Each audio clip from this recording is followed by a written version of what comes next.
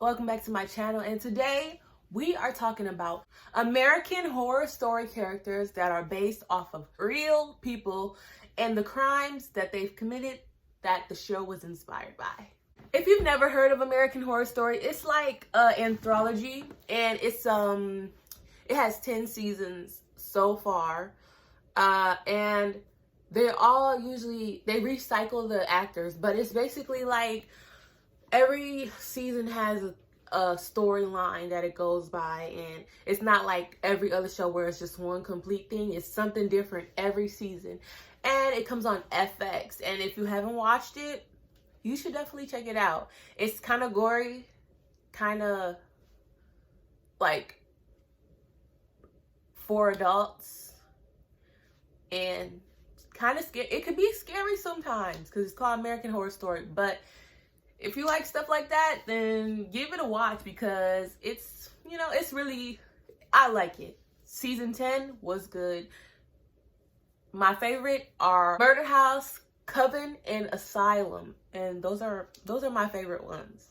So what I'm gonna do today is I'm gonna talk to you about one of the true crimes from each of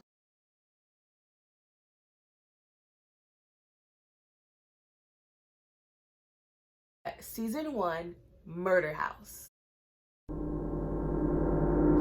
So in Season 1 of Murder House, farther along in the season, we meet the Black Dahlia.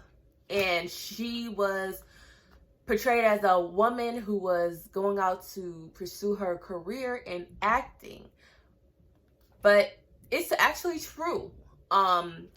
She was named Elizabeth Short. She was like 22, and she moved from Boston to LA to pursue her acting career. And she was about to do good, I feel like. She had the talent, and she was pretty. So I think she could have made something of herself, but unfortunately she disappeared. And she was found on January 15th, 1947.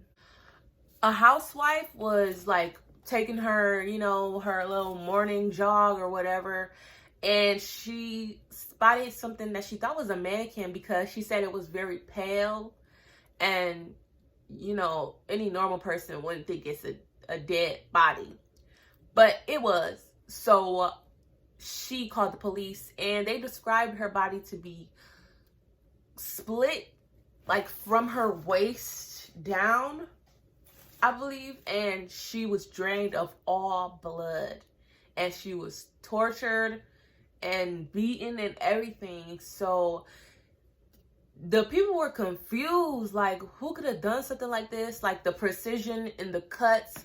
So it must have been a doctor or somebody who had medical training of some sort. But unfortunately, nobody ever found out who her killer was. So once people got word of this weird happening, it was everywhere in the media, and people always speculate who killed her. They think this one guy killed her, but there's really no proof, I guess. They did a documentary about it like a few years back, but I don't think it was really much any proof that it was actually him.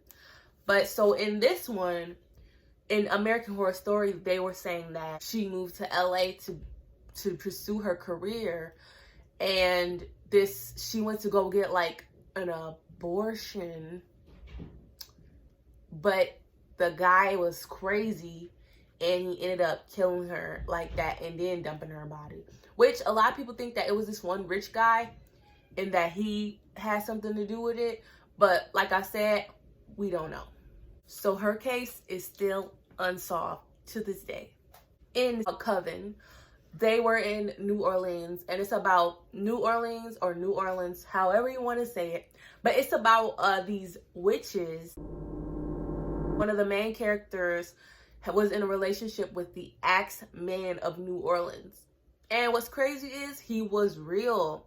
He was very prominent in 1917. And it went on for like, I think 2 years, but he mainly targeted Italian immigrants. So He would go grocery stores that the Italian immigrants worked at. He would burglarize them, break into them, and kill the workers, and then he would kill their families. So a lot of people speculate that maybe he was a part of the mafia or something, because the way he would kill people was very, very brutal, and it was specifically Italian immigrants that he was targeting. He would leave some people wounded, and then he would leave others for dead. Like, not finish the whole job, but he knew that they were going to die eventually if they didn't get any help. Two of his most known victims were Joseph Maggio and his wife, Catherine.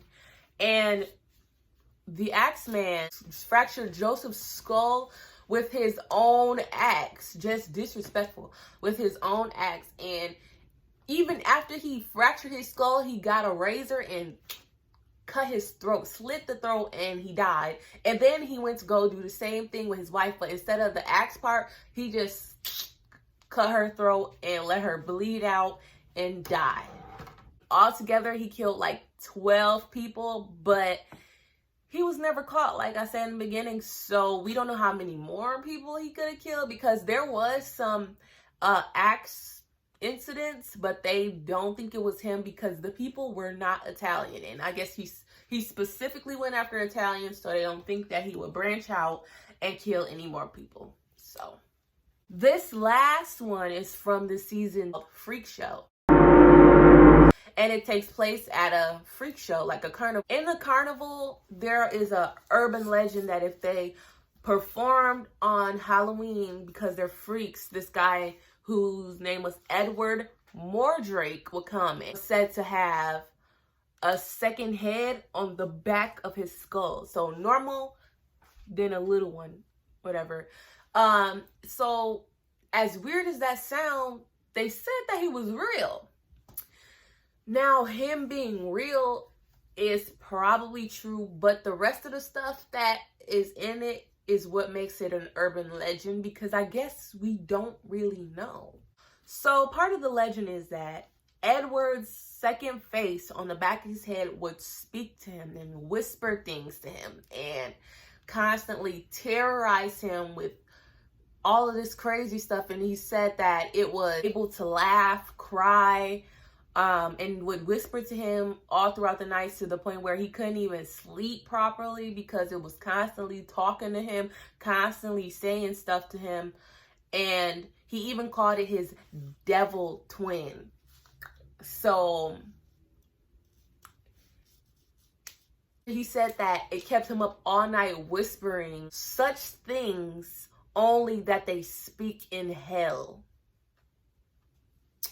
So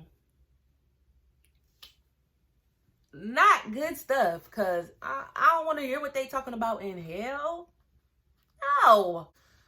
But they said that's all that happened. But the urban legend part is more extreme, that the voice was so much and he couldn't sleep, and it drove him to just kill people.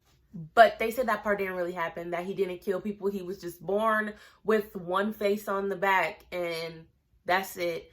They have a wax picture of him. Now, I think this was like way back in the day, so they don't have actual pictures. But I did see a picture of a skull, and I seen a wax picture that they made represent what he could have looked like right here.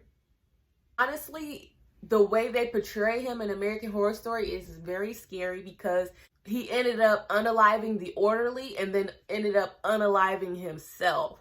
So that's kind of scary, but I feel like that story is more interesting than, oh, there's just a guy and he had a medical condition or a deformity where he had another skull. It's probably like a twin. You know how some people have twins, conjoined twins, and then some people can like grow, like their twin could get stuck on the inside, and like I've seen it before.